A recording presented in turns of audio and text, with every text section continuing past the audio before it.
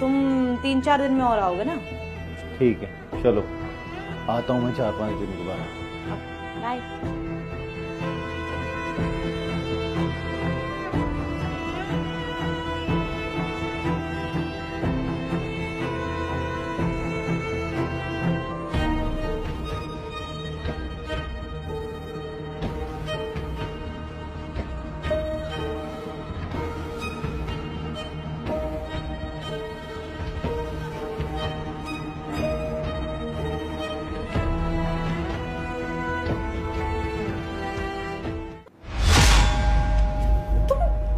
कैसे आगे? तुम गए नहीं थे? अरे मेरा पति अभी भी निकला है, उसने देख लिया तो?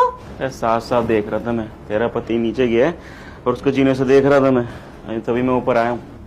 अरे पर अगर वो वापस आ गया तो? तुम खामा खा टेंशन ले रही हो, वापस नहीं आएगा वो। मैंने उसकी पूरी बात सुन ली थी। अब इस कमरे में से